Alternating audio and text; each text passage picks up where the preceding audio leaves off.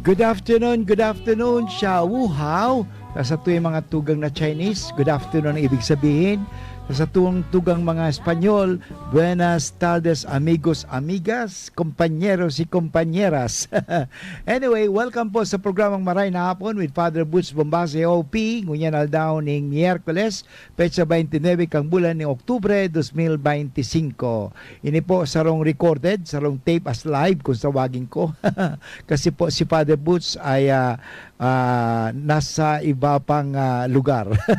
Wala po dito sa Legazpi. But anyway, mga tugang, gusto ko pong basahin sa Indo ang napakagandang mensahe ng Diyos. Siyempre, sabi ko nga lagi, ang salita ng Diyos, yan po ang ating palaging hinuhugutan ng lakas, ng inspirasyon. Kasi nga, Thy word is a lamp unto my feet. Ang salita kasi ng Diyos ay liwanag sa ating mga paa sa paglalakbay. Kaya kailangan po talaga natin na ang salita ng Diyos ay ating palaging naririnig at maliban dyan, isabuhay. Yan po ang ating pag-uusapan natin ngayon. Isinasabuhay po ba natin ang salita ng Diyos o ating inaaral lamang or pinagdidebatihan o ating minememorize lamang?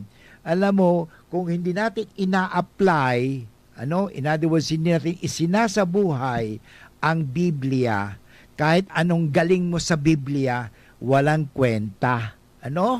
Dahil hindi mo isinasabuhay ang Biblia. Ano ba ang Biblia? Salita ng Diyos. Ano bang salita ng Diyos? Ang kabutihan, pagmamahal. Kaya hanggat hindi tayo nagiging mabuti, hindi tayo mapagmahal, hindi natin alam ang Biblia. Isa lang naman talaga ang Biblia, ang Bible is God's word to us. At ano po yan, parang love letter ng Diyos sa atin yan. At ang liham ng Diyos sa atin, simple lang maging mapagmahal kayo. Maging mapagmahal kayo. Yun, maging mapagmahal kayo. Sabi, love. Kasi after all, sabi ni Kristo, di ba, makikita at malalaman na kayo ay mga tagasunod ko. People may know that you are my followers, you are Christians, if you have love for one another.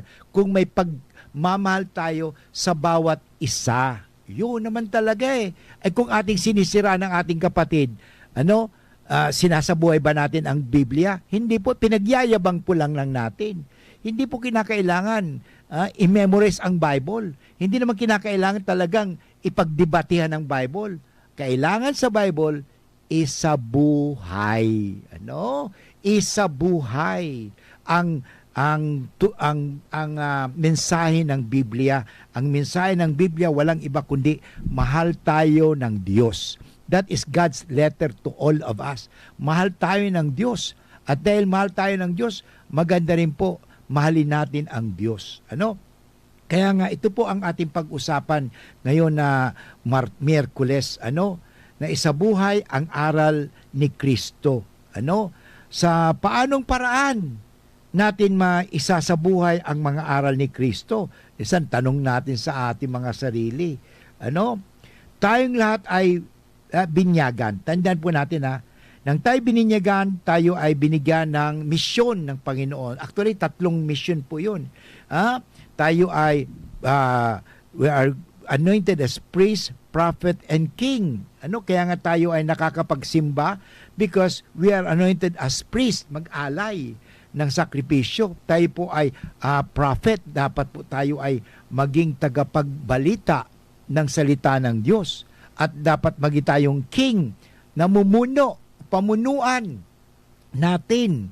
Ang ibig sabihin, we have to lead people to Christ. We have to lead people to God. Yan po ang pagsasabuhay ng aral ni Kristo. Hindi lang yung nominal Christian. Okay? Kristiyano ka? Hindi ka nagsisimba, hindi ka nagdarasal, hindi ka nga nakikigawa ng kabutihan sa kapwa. Paano masasabing Kristiyano ka? Kristiyano sa pangalan. Actually, yung dahil sa mga nangyayari galing pa naman sa seminaryo, galing pa naman sa Catholic school, galing pa naman sa mga matataas na mga Catholic or Christian school na yan. Pagkatapos, ano nangyari? Sangkot sa katiwalian. O ano nangyari? Isinabuhay bang aral ni Jesus? Kasi may split Christianity. Ang nag-aral ka ng religion dahil sa grade. Yung problema sa atin nag-aaral tayo ng catechism dahil sa grade. Mali po yun. Kung nag-aaral tayo ng religion parang magkaroon ng mataas na marka, wala po yan. Nag-aaral tayo ng religion, ng catechism o mga aral ni Kristo, parang isabuhay po natin ang aral ni Kristo. Yan ang tunay Yan ang tunay na binyagan. Na sabi nga bilang Katoliko, kailangan natin po ito mission po natin ito. Layunin po natin ito.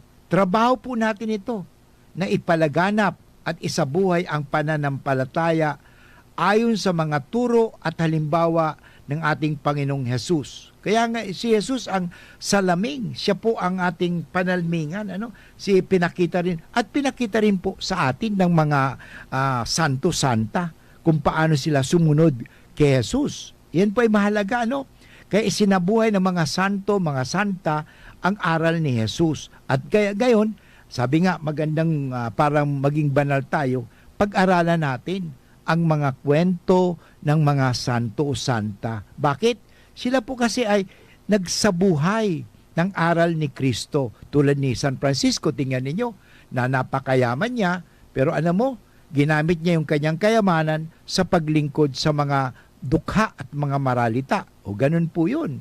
O yung matatalino naman, kanilang si Santo Tomas Aquinas, ginamit niya ang kanyang kaalaman, ang kanyang talino sa pagtuturo ng tungkol sa Diyos. Ganun po yun. Gawin po natin ang ating magagawa na ipalaganap ang kaharian ng Diyos dito sa mundong ito sa pamagitan ng pakikilahok natin sa misyon ni Jesus. Kasi binyagan po tayo tayo mga Kristiyano. At itong mga tugang, napakaganda ito. Ito'y isang paraan upang tayo ay mapabilang sa kanyang pinaghaharian. Kaya nga, kung tayo pinagharian ng Diyos, sana pinagharian din tayo ng kabutihan. Pinagharian po tayo ng katarungan, katotohanan. Sinasabi natin, mga Katoliko tayo, mga Kristiyano tayo, pero mandaraya, mandarambong. Anong klaseng pagiging Katoliko po yan? Ang tawag natin dyan hilaw. Hindi lang hilaw. Talagang ginamit lang natin ang pagiging Katoliko. Ginamit lang natin ang ating pagiging Kristiyano para makapag-impluwensya ng ibang tao. Mali po yun. Ang tunay na makapag-impluwensya tayo ng tao, na tayo Kristiyano, Katoliko, pag nakikita po sa ating buhay, sa ating pamumuhay, ang tawag nga ni lifestyle. Kaya maganda po yung lifestyle check. O bilang Kristiyano, mag-lifestyle check tayo. O check natin, lifestyle. O tayo po ba ay nagsisimba tuwing linggo? Pagkatapos, pag nagsisimba tayong linggo, isinasagawa ba natin, isinasabuhay ba natin ang narinig nating ebanghelyo? O hanggang doon sa lang pakikinig lang natin, pagkatapos Padre, nakapagsimba lang ako, tapos na. Kulang po yun Kung hindi natin isinasabuhay ang ipinapangaral sa atin sa misa, wala rin po yun. Para bang kumain ka, pagkatapos hindi mo nginuya ang pagkain mo, so sayang, hindi mapupunta yan sa yung mga nutrients sa iyong katawan. Lalabas lang yan. So sana, sabi nga, you have to masticulate it. Kasi sabi nga ni, kakanon mong marahay ang kinakakan mo. So, hindi, lunok ka ng lunok, mabulunan ka pa, hindi ba? So, ganun po sa buhay natin. Pag nagsisimba tayo, hindi ba, nagsisermon si Father.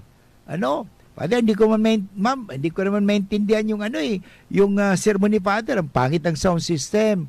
Totoo naman siguro, pangit ng sound system. Father, pakiayos nga po ang sound system. O kahit napakaganda ang sermon ni Father, pero mahina naman ang tulog. Alam mo mga kaibigan, hindi Father marinig si Father. Yun, kaya mga pare, Bato-bato sa langit, tamaan, huwag magagalit. Paalala lang po ito sa atin. Meron din po tayong tungkulin, paganday ng sound system sa simbahan. At pangalawa, pag-aralan po natin na ang ating pinangangaral sa sermon ay merong impact, may dating. Kasi walang dating Parang minsan walang dating. Ano ang dating? Kwentuhan lang naman kami, pero wala naman nangyari. May dating ba? Alam mo ang kailangan natin ngayon?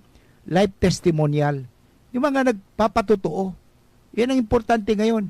Pag nagsisermon tayo, ang pagsisermon natin dapat nagpapatotoo. At pinatutunayan po yan sa pamagitan ng ating mga mabubuting halimbawa at mabuti nakikita sa ating mga ginagawa.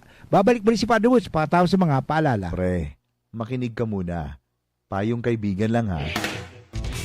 Work hard, play hard. Yan ang motto ko dati. Pero nakakapagod din pala katagalan. Sa gitna ng lahat ng mga puyat, inom at pagkain ng masasarap, kasama na ang oily at fatty foods, kailangan pa ring bantayan ang kalusugan. Tamang kontrol ang kailangan. Katuwang ko, ang Liverade. May silimarin na maaring makatulong, protektahan ang atay. Cheers to more good times. Be a liver lover. Mahalagang paalala, ang Liverade ay hindi gamot at hindi dapat gamitin paggamot sa anumang uri ng sakit. Ang good drinks at good food, perfect combo. Isama pa ang Liverade para sa kalusugan ng atay. Mabibili sa mga leading drugstores nationwide. Mommy and Daddy, back to school na ba ang inyong chikiting? Sa pagbabalik ng school-based immunization ng DOH, katuwang ang DepEd at local government units, siguruhin sila ay protektado laban sa mga vaccine-preventable diseases. Makilahok at makipag-ugnayan sa kanilang mga paaralan, and together, let's protect the future of our children. Be wise, immunize! Isang paalala mula sa inyong DOH Bicol Center for Health Development. Piolo Pascual po. Sa ubo at hika, may Plemex Forte Syrup and bottles. Pero para sa ginhawang kailangan agad, may Plemex Forte Capsule and Blister Pack. Madaling bitbitin, kayang ibulsa. Gawa sa natural na lagundi na tumutunaw at nagpapalabas ng plema. Convenient na, ginhawa pa. Plemex Forte Lagundi and Capsule. Basta lagundi, Plemex. Easy! Vitex Segundo L is the generic name of Plemex Forte. If symptoms persist, consult your doctor. Serbisyong totoo, produktong garantisado. Madaling kaulay at sindakol na rekomendasyon. May Uno Plus na kalidad. Mag Uno Plus, mag Uno Plus. Sa Uno Plus, kalidad na masasarigan mo. Serbisyong swak sa imo. Magbisita sana sa Uno Plus Facebook page. Sa Uno Plus, kalidad na masasarigan mo. Serbisyong swak sa imo. Bumisita sa Uno Plus Facebook page. Tonic Bank, Pamas Cologne, Tonic Bank. Low monthly payments, kami dito. And in just a few minutes, aprobado. O diba? Set ka pa! With Tonic Bank Loan, Pamas Cologne. Sa Shoppers Tonic Loan, Pamas Cologne. Tonic loan products are subject to credit evaluation and approval. Promo runs October 2025 to January 11, 2026. For DTI Fair Trade Permit number FTEB 240055 series of 2025. Regulated by the Bangko Sentral ng Pilipinas. Attention! Attention! Mga paraantabay, may marhay na bareta. Ang DZGB nasa cellphone na! Yes po! Madadangog na ang DZGB sa saindong mga cellphone. Sa katuyuhan na mas lalo kamong mapagserbihan, asin dagdag na konvenyensya sa saindong gabos, ang DZGB. Pwede nang ma-access sa paagi kan sa indong cellphone. I-download lang sa saindong mga Android phone ang DZGB app sa paagi kang Google Play Store, asin Apple App Store, asin hanapo ng DZGB Live. I-install sa saindong gadget, asin malinig nindong madadangog ang DZGB. Libre po ini. DZGB. Number 1 na, may Facebook Live pa. Ngunyan, may DZGB Live app na. O, ano pang pigahalat nindong mga paraan tabay? Download na! Kasama natin ang Diyos. Di ako mangangamba. Di ako mababalisa. Kasama natin ang Diyos. Kasama natin ang Diyos. Di ako malulungkot. Di ako matatakot. Kasama natin ang Diyos. Okay, balik po kita giraray sa programang Maray na Hapon with Father Butch Bombasi OP. Ngunyan aldaw ning Miyerkules, petsa 29 kang bulan ning Oktubre. At pinag-uusapan po nga natin ngayon tayo po ba ay pinagharian ng Diyos? At kung tayo pinagharian ng Diyos, ibig sabihin, isinasagawa natin ang aral ni Jesus. Kasi si Jesus, ang Diyos na naging tao na ipinakita niya sa atin kung paano gumawa ng kabutihan. Yan, ano? Kasi yun mga kaibigan, halimbawa. Yan ang importante ngayon halimbawa. Kasi ang isang pagpapatutuo na tayo mga Kristiyano sa ating mga mabuting ginagawa at mabuting halimbawa. Ano? Sa ebanghelyo na ating babasahin ko mamaya po yun, ipinakikita sa atin na hindi nakikilala ng Panginoon ang gumagawa ng masama. Tandaan po natin Yun ulitin ko.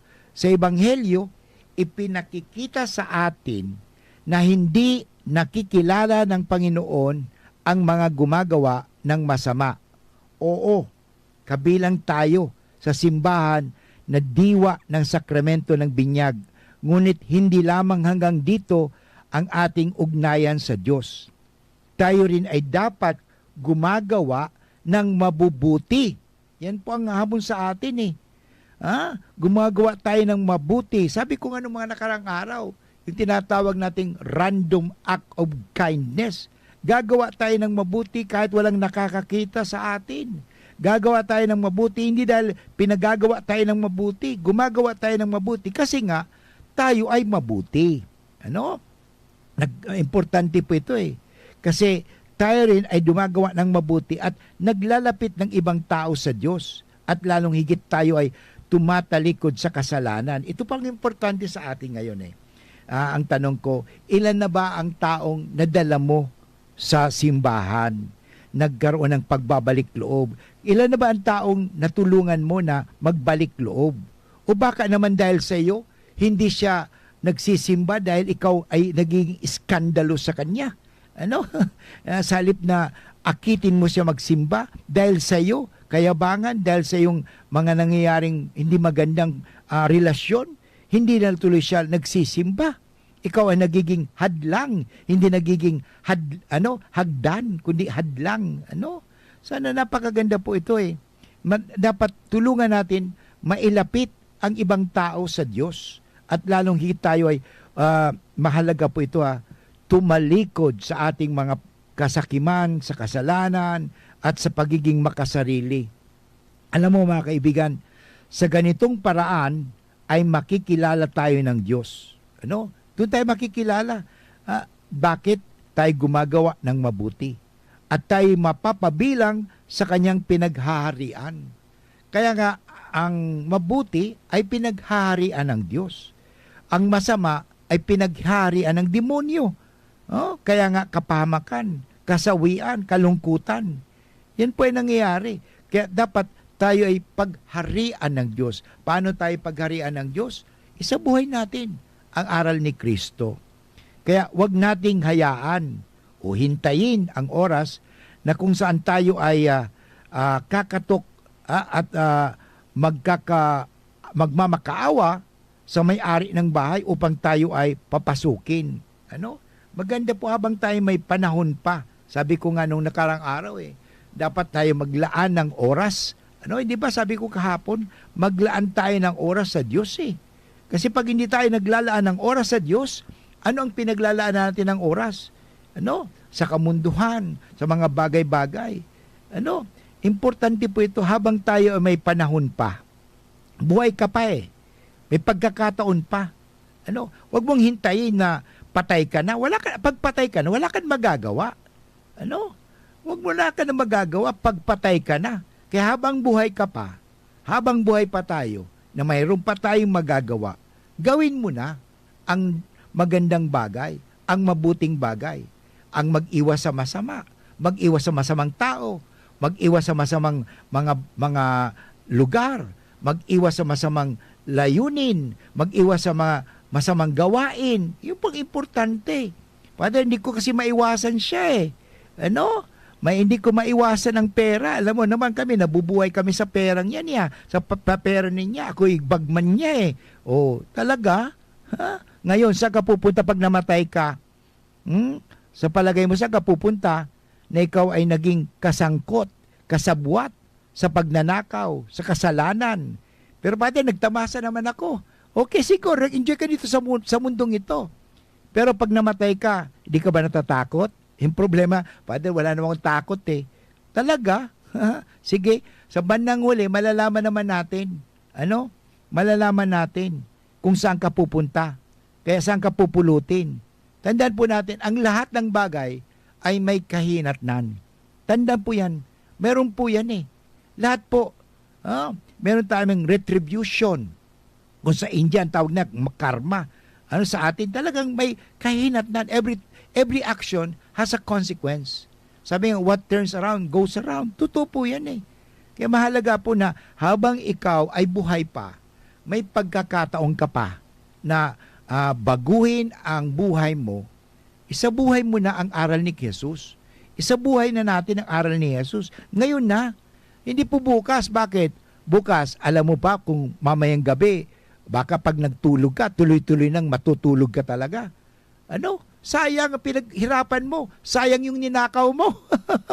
Sayang ninakaw mo. Yung ninakaw mo, saan na yun? Mapupunta saan? Actually, kaguluhan po yan. At hindi mo madadala. May nabalitaan na po ba kayo? Na mayaman, noon. Talagang mayaman. Nung namatay, kasama po ang kanyang lahat na pera doon sa kabaong. Hindi nga nagkasya. O pagkatapos ng inilibing, naku, ninakaw yung kabaong. Bakit? May pera pala. Naalala ko po ngayon, dati noong panahon yung mga may golden teeth. Golden teeth kasi talagang ginto ang golden teeth, may mga ginto yung kanilang ngipin. Nang namatay yung tao na alam na may golden teeth, alam mo, pagkatapos ng nilibing, kinalkal yung pansyong at ninakaw. Yung ngipin na ginto, sinira pa yung ngipin ng taong patay na kasi ibinenta yung ginto. O tingnan mo, sabi niya, nadala naman daw niya yung ginto. Hindi rin, ninakaw din sa kanya. O, kaya wala po tayo. Alam mo, ang pinaka ingat-ingatan natin na magnanakaw ay ang kamatayan. Ano? Siguro, sige, magnakaw ka na magnakaw. Pero hindi ka makakaiwas pag ang kamatayan nanakawin ka na dito sa mundong ito. Hindi ko kayo tinatakot, sinasabi ko lang po ang totoo. Ang kamatayan ay isang pagnanakaw. Kaya nga, pwede pa din maiwasan. Hindi natin maiwasan ang kamatayan. Pero at least, maiwasan natin na tayo ay nakawin sa kaharian ng Diyos. Ngayon na, paano para hindi tayo manakaw sa kaharian ng Diyos? Isabuhay na natin ang aral ni Jesus. Huwag na natin hintayin pa kung saan tayo ay mahina na, wala nang magagawa o patay na, ay saka lang kikilos. Sabi, habang may panahon pa, napakahalaga po ito. Bagus ngayon pa lang, ay pagsikapan na natin ang pagiging karapat-dapat na pumasok sa kaharian ng Diyos. Paano natin pagsisikapan yan? Yan. Isabuhay natin ang pananampalataya. Let us live our Catholic faith. Let us live our Christian faith. Isabuhay ang pananampalataya. Gumawa ng mga mabubuting bagay. Yung tinatawag natin corporal works of mercy, spiritual works of mercy. Yun. Gumawa na tayo ng mga bagay na makakabuti. At higit sa lahat, ito po ang ahamon sa atin, itakwil at talikdan ang kasalanan. Ito po ang talaga Kasi kung hindi natin tatalikdan at itatakwil ang kasalanan, patuloy pa rin tayong gagawa ng kasalanan. Paulit-ulit lang po yan. Parang ganito, paulit-ulit lang po. Kahit palitan mo ang presidente, palitan mo ang senador, palitan mo kung ang sistema ay may sistema talagang pagnanakaw, sino mang pumasok daan ay magiging magnanakaw. Yan po ang dapat palitan ng sistema. Yung sistema kasi, ang problema sa atin, sabi nga na systemic na po kasi ang corruption Systemic. Palitan po natin ng sistema. Maglagay talaga ng tulad ng batas doon sa Singapore at doon sa Nepal, nakita naman natin na pag sino magnagnakaw, Father, wala naman tayong death penalty o walang death penalty, pero dapat talagang parusahan. Parusahan. Kasi ang problema wala alam mo, sabi nga ni Lee Kuan Yew noon kung bakit nagkaroon, kasi pinarusahan niya ang sino mang gumagawa ng masama doon sa Singapore. O natakot baga ni mga makapangyarihan ka, ni na politician ka, pag gumawa ka ng masama, ang tanda natin, walang sino man mas mataas sa batas. Ang problema sa atin dito may mga mataas sa batas. Kaya nga ang batas hindi nasusunod. Kaya sana ito po ang panyaya sa atin ngayon We are society of rules. May batas. At ang batas dapat ipairal. Hindi po sabi nga, mas mataas daw ang tao kaysa sa batas. No one is above the law. We have to follow the law. Because we are men of rules. At babalik po si Father Butch pagkatapos ng mga paalala. Ang oras tabi ngunyan is 30 minutes after 1 o'clock. An oras hatod sa Indokang Optin Lutein Capsule. Alagaan ang paningin sa tulong ng Optin. Kitang-kita ang kalusugan ng mata. Plemex. Pag may ubo o hika, Plemex agad. Basta lagundi, Plemex. Artisan Joint Supplement. Bumabagal ang galaw dahil sa joint pain at arthritis. Mag-Artisan. Plemex for kids. Mommies, agapan agad ang ubo at plemang nakabara. Pambatang lagundi. Plemex. Tonic Bank. Tonic Pamascolone. Hulugan mo. Pamasko ko. Liver Aid Silimarine Capsule. Ang good drinks at good food, perfect combo. Isama pa ang Liver Aid. It's liver lover, boys! Kung ikaw ay edad 50 pataas katulad ko, may mataas na ang risk ng panlalabo ng paningin. Mas challenging ang pang-araw-araw na gawain tulad ng pagbabasa, pagsusulat, at pagmamaneho. Ang Optin ay may lutein na maaari makatulong sa kalusugan ng mata, nilalabanan ang epekto ng glaucoma, macular degeneration at katarata. Kitang-kita ang kalusugan. Mabibili ang Optin sa mga pangunahing butika nationwide. Mahalaga ang paalala, ang Optin ay hindi gamot at hindi dapat gamitin panggamot sa anumang uri ng sakit. Attention! Attention! Mga paraantabay, may marhay na bareta. Ang DZGB nasa cellphone na! Yes po! Madadangog na ang DZGB sa saindong mga cellphone. Sa katuyuhan na mas lalo kamong mapagsilbihan asin dagdag na konbinyensya sa saindo gabos, ang DZGB pwede nang ma-access sa paagi kan sa indong cellphone. I-download lang sa saindong mga Android phone ang DZGB app sa paagi kang Google Play Store asin Apple App Store asin hanapo ng DZGB Live. I-install sa saindong gadget asin malinig nindong madadangog ang DZGB. Libre po ini. DZGB. Number 1 na, may Facebook Live pa. Ngunyan, may DZGB Live app na. O, ano pang pigahalat nindong mga paraantabay? Download na! Ubo ng anak? Nakababahala? Baka plema. Para dyan, Plemex for Kids ang pambato ko. Ang Plemex for Kids ay gawa sa lagundi. Tinutunaw at pinalalabas ang plema. Ginhawa para sa bata, peace of mind para kay mommy. Camille Prats Yambao po, nagfi-flex for Plemex. Ang batang lagundi, Plemex! Vitex Segundo L is the generic name of Plemex for kids. If symptoms persist, consult your doctor. Mommies, agapan agad ang ubo at plemang nakabara. Pambatang lagundi. Plemex! Tonic Bank, Pamascolone. Tonic Bank. Low monthly payments. Kami dito. And in just a few minutes, aprobado. O diba? Set ka pa! With Tonic Bank Loan, Pamascolone. Sa Shoppers Home Loan, Pamascolone. Tonic loan products are subject to credit evaluation and approval. Promo runs October 20, 2025 to January 11, 2026. For DTI Fair Trade Permit number FTEB 240055 series of 2025. Regulated by the Bangko Sentral. Kasama natin ang Diyos. Di ako mangangamba. Di ako mababalisa. Kasama natin ang Diyos. Kasama natin ang Diyos. Di ako malulungkot. Di ako matatakot. Kasama natin ang Diyos.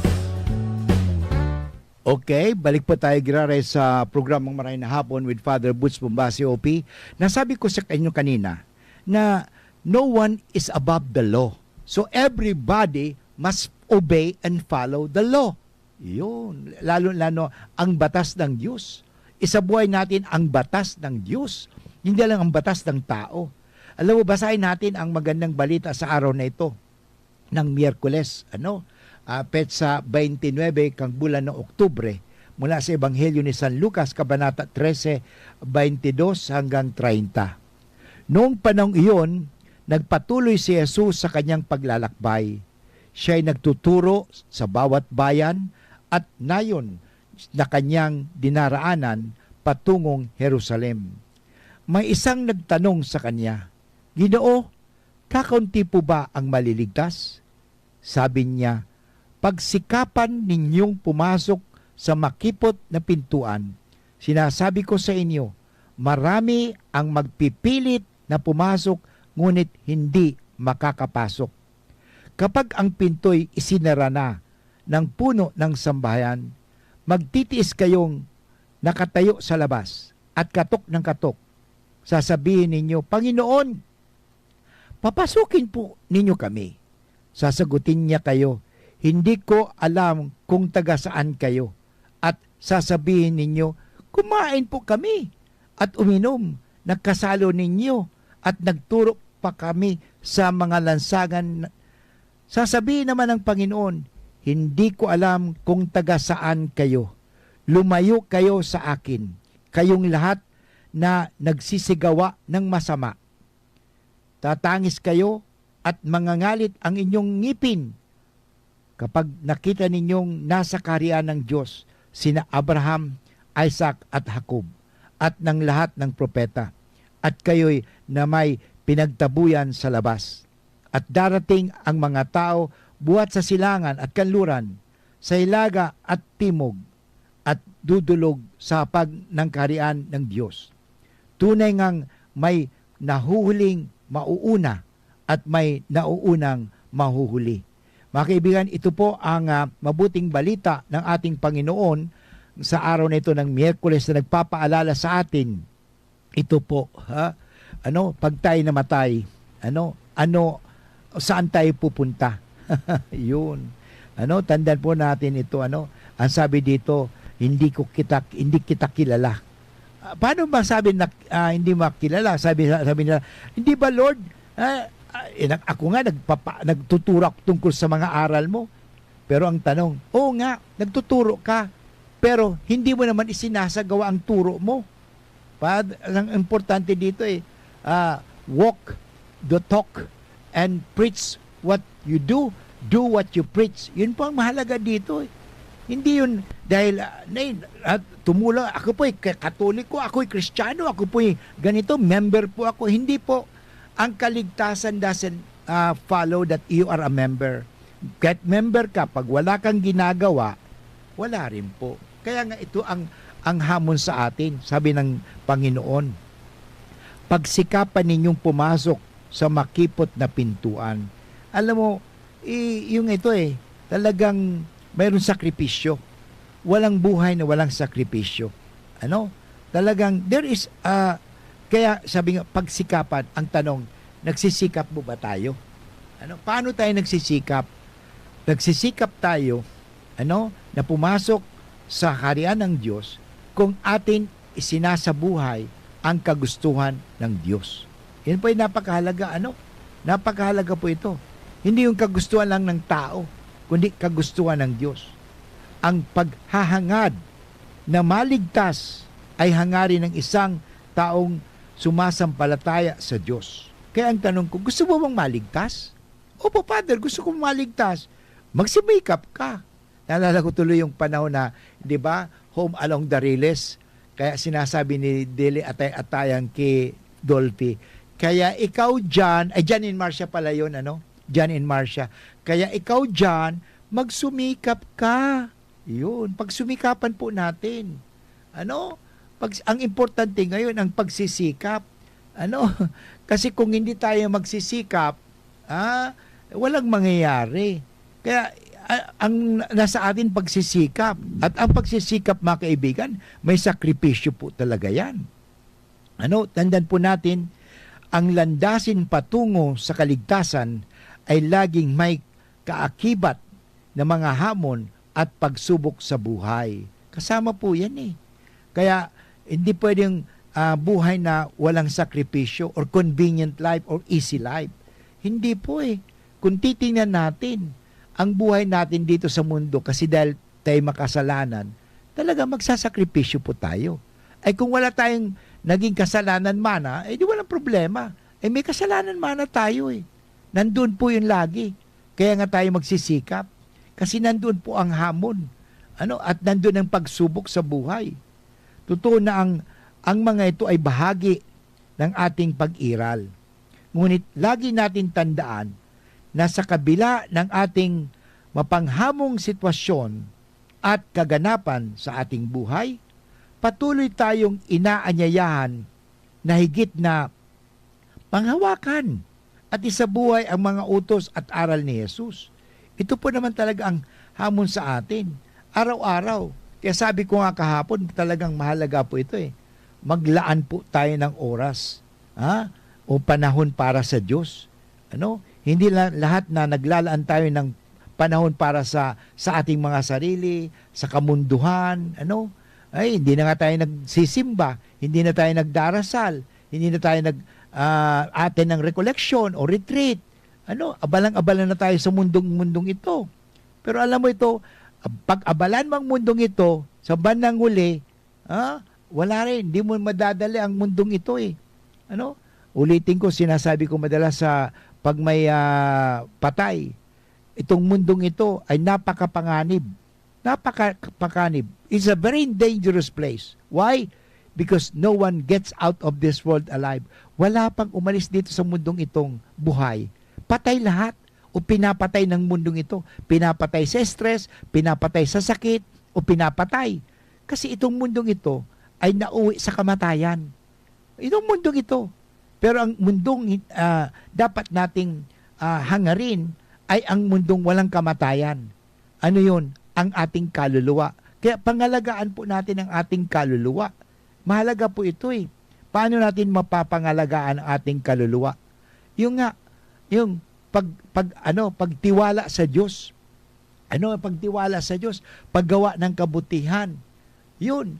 At pagsasabuhay ng aral ni Jesus. Yun po yun.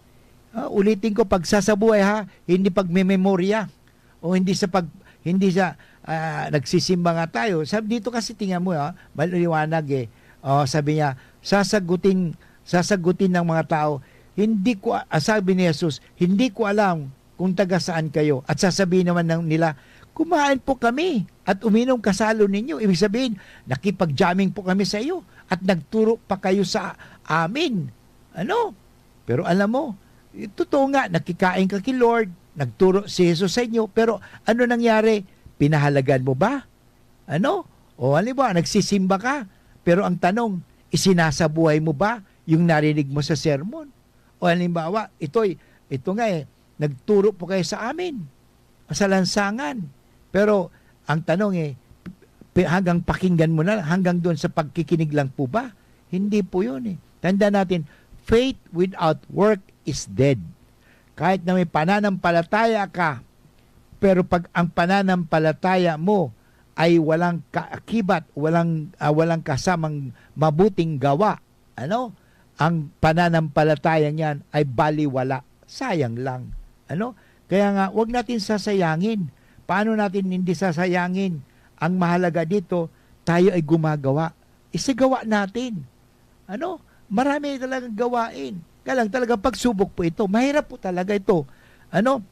Kaya nga, nung mga nakaraang linggo, maganda po yung ang Ebanghelyo. Narinig ko rin po sa Ebanghelyo noong October 5. Yung October 5, the 27th Ordinary Time. Maganda po, babalikan ko lang po yun. Anong sabi doon? Lord, increase our faith. Dagdagan mo. Sa Bicol, pakusugon mo naman po ang samuyang pagtubod kasi nangluluya na kami. Totoo po mga tugang. Sa mundong ito talaga nakakapangluya. Pero tandaan po natin, may mission po tayo. Dahil hindi tayo pababayaan ng Diyos. Gawin po natin ang mga bagay na mabuti. Ano man mangyari, patuloy tayong gumawa ng mabuti. Patuloy natin isabuhay at panghawakan ang mga utos at aral ni Jesus. Anyway, babalik muli si Padre Boots pagkatapos ng mga paalala. Tuhod, siko, baywang, Aray! Pag laging pasan ang sakit sa kasukasuan, sign na yan ng arthritis o joint deterioration. Karaniwan kapag nagkakaedad na, kailangan ng tibay at ginhawang makakapitan. Kaya ng artrisin yan. May undenatured type 2 collagen at methylsulfonyl methane na maaaring makatulong protektahan ang kalusugan ng kasukasuan. Make the right move. Uminom ng artrisin araw-araw.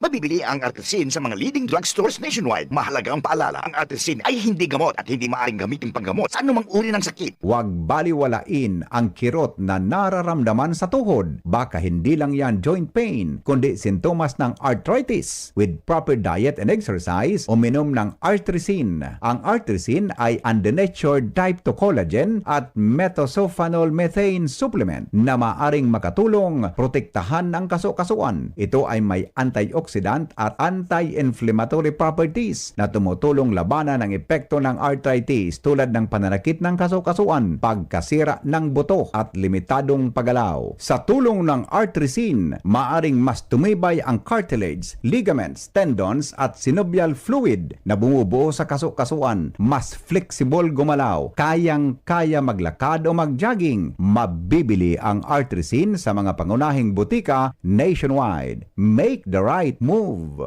Abangan sa Radyo DZGB ang programang Usapang Consumer at Negosyo. Programang magtataunin kasimbagan sa saindong mga kahapotan tungkol sa pagninegosyo. Magdadara ning kadagdagang impormasyon mapadapit sa mga diretsyon nin mga konsumidor asin mga giya kung paano maging mga responsableng parabakan. Usapang Consumer at Negosyo. Mataunin pagnibid sa mga matrayumpong negosyante asin sa mga establishmento di negosyo na may marhayin na kontribusyon sa komunidad. Usapang Consumer at Negosyo. Madadangog na kada primero Biyernes kan bulan, alas 11 sagkod alas 12 minuto. Ihahatod sa Indo kan Department of Trade and Industry Regional Office 5. Usapang Consumer at Negosyo. Abangan! Mga tugang, abangan ta ang pinakabagong programa digdi sa DZGB Radio. Ang programang mahatod ning mga impormasyon, mga istoryang kapupurutan nin inspirasyon na naidulot kan pagtatrabangan nganing maiangat ang pagkabuhay kan mga Bicolanong paraomang benepisyaryo. Magiribahan kita alas 10:30 hasta alas 11 ning pagkaaga. Magantabay asin maghinanyog sa kape asin paretang agraryo. Natin ang Diyos, di ako mangangamba, di ako mababalisa. Kasama natin ang Diyos, kasama natin ang Diyos. Di ako malulungkot, di ako matatakot. Kasama natin ang Diyos. Okay, dumako na po tayo sa huling bahagi ng ating programang Maray na Hapon with Father Boots, at sana po natututo kayo, ano? At na-challenge po tayo, hinahamon tayo, ano? Na isabuhay talaga ang salita ng Diyos. Paano? Isagawa po natin. Ano? Sabi nga, na isa sa katuparan ito kung ating isinasagawa. Hindi na isa sa katuparan pag hindi natin isinasagawa. Kaya ito po, isagawa po natin. Ano, isabuhay po natin. Anong isabuhay natin? Isabuhay natin ang ugaling mapagmahal o ugaling makatotohanan, makatarungan, mamaawain, ano, mapagpatawad, yung mga aral ni Kristo. Ano? At ito po ang napakahalaga po, isabuhay po natin ang pag-iwas sa anumang kasamaan o kasalanan. Ano?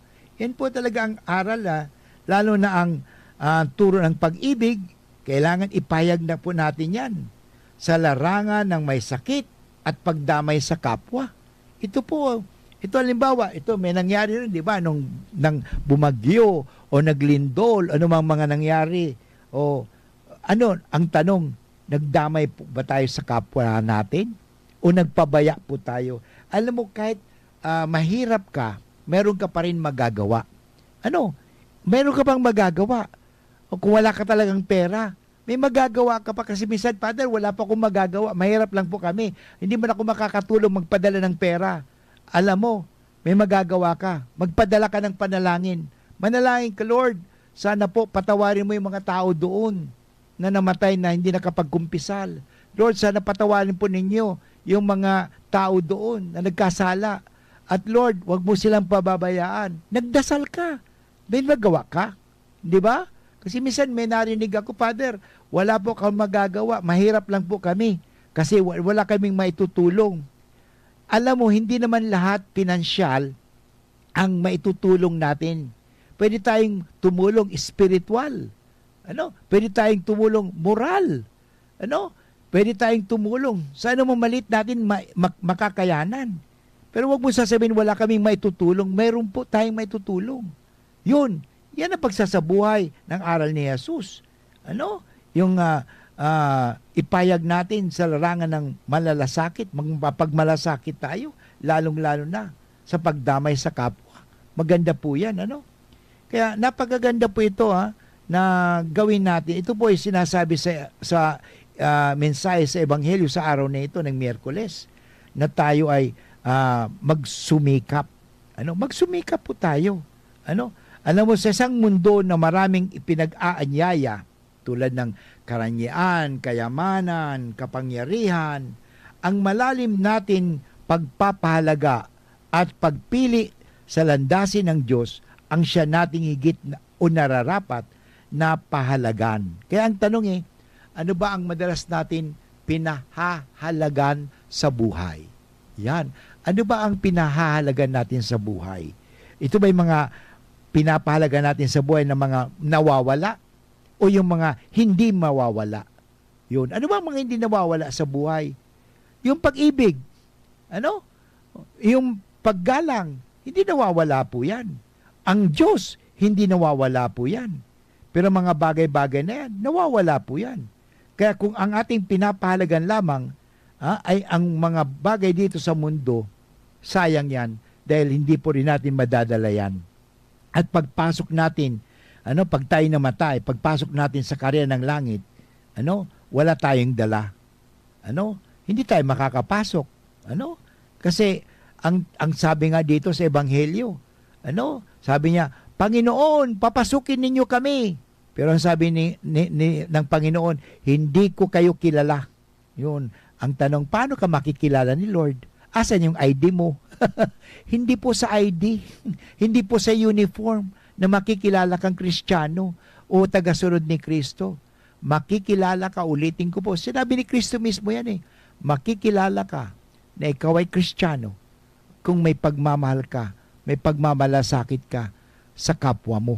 Yun po, people may know that you are my followers if you have love for one another. Yun po, yun Nung sabi sa Matthew 25, nang ako'y nagugutom, pinakain mo ba ako? Na ako'y nauuhaw, pinainom mo ba ako? Na ako'y walang matirahan, pinatuloy mo ba ako sa inyong bahay? Na ako ay walang suot, binihisan mo ba ako? Na ako'y nasa kulungan, nalulungkot, dinalaw mo ba ako? Na ako'y nasa ospital, nakaratay sa higaan, dinalaw mo ba ako? Yun. Kaya kung hindi natin nakikita ang Diyos sa ating kapwa, tandaan po natin, ang sasabihin, hindi ka naman Lord nakita Ang nakita ko yung kapwa ko. Tandaan natin, anong ginawa mo sa iyong kapwa? Ginawa mo yan sa akin. Ang sabi ng Diyos, hindi ba? Kasi we are created in the images and likeness of God. Kasi nasabi, pag sinampal mo daw ang kapwa mo, sinong sinampal mo? Ang Diyos. Pag sinaktan mo ang iyong kapwa, sinong sinaktan mo? Ang Diyos. Kaya nga, maganda, dito sa UST Legazpi, ako po ay may advokasya. Sana nga po, sabi ko, ito ang gawin natin. I see Jesus in you. Yun. Sana maganda po ito. Nakikita ba na si Jesus sa iyo? Nakikita ko ba si Jesus? Alam mo, may isang madre nagsabi, Father, hindi ako pwede magalit tuloy kasi paano nila makita si Jesus sa akin? Tama, sister. Dapat huwag kang maging malupit. Huwag kang magalit.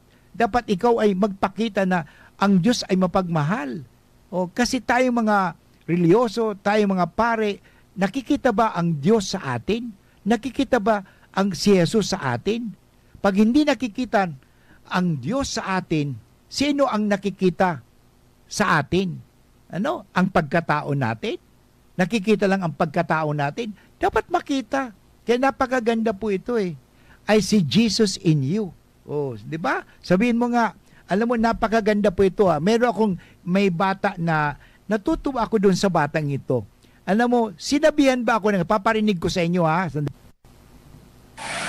Father Butch, I see Jesus in you. Father Butch, I see Jesus in you. Father Butch, I see Jesus in you. Tuwang-tuwa ako nang narinig ko yan. Ano? Sabi ng bata, si Sky. Na-meet ko si Sky actually noong nagmisa po ako doon sa isang baryo. Ano? Cute-cute. Ano pa lang siya 7 years old. Ano? Kaya sana po makita natin ang Diyos sa bawat isa. Ano? Pero paano nakita kasi siguro ni Sky ang Diyos sa akin? Hindi ko alam, pero alam mo, sabi ko sa kanya, Sky, mahal na mahal ka ni Jesus. Ano? Siguro nakita ni Sky, dahil ang Diyos ay may pagmahal, si Father Bus naman po ay mapagmahal, nakikipaglaro din po sa mga bata. Si Jesus kasi nakikipaglaro din sa mga bata, hindi ba? So nakita ni Sky siguro, na isang picture na si Jesus ay kasama-sama yung mga bata. Kaya sabi niya, I see Jesus in you. Parinig pa po rin po ako sa inyo. Itong si Sky. Alam mo, may voice call siya sa akin. Voice message pala ang tawag doon. Ano? Binoice message ako ni Sky. Ang sabi niya sa akin, ito napakaganda kasi siguro talaga nakikita rin ni Sky ang Diyos sa kanyang classmate. Kaya nga, naawa siya. Ito parinig ko sa inyo ha. Ito po ang sabi ni Sky. Oh, Father Butch, can you pray for my classmate, please? My name is Eden and he is in the hospital. He bumped his head on a chair. Thank you, Father Butch. God bless. So, yun napakaganda po ano. Madalas yung nagbo-voice mail sa akin o voice message sa akin. So, makikita natin ang Diyos talaga nandyan. Sana tulad ng isang batang ito si Sky, gawin po natin. Makita natin ang Diyos sa bawat isa. Isabuhay po natin ang Diyos. Anyway, mga tugang sa mundong ito, kinakailangan palagan natin ang pagkilala natin sa Diyos sa pamamagitan ng pagkilala rin natin at pagpapahalaga natin sa ating kapwa. Tanda natin, makakapasok tayo sa inihandang tahanan ng Diyos kung sa kabila ng lahat ay nagawa natin manatiling sumasampalataya at tumatalima sa Diyos. Kaya ito po ang huling tanong ko sa inyo. Paano mo pinagsisikapan makapasok sa kaharian ng langit? Ano-ano ang ginagawa mong paraan? Yan po, sana pag-isipan ninyo. Muli, inabot na naman tayo ng oras ng pamamaram. Ito po muli si Father Butch Bombase, OP, nagsasabing, God bless you everyone. Tandaan po natin, isabuhay natin lagi ang aral ni Jesus. Parang tayo ay makapasok sa langit. Thank you and God bless you. Bye-bye for now.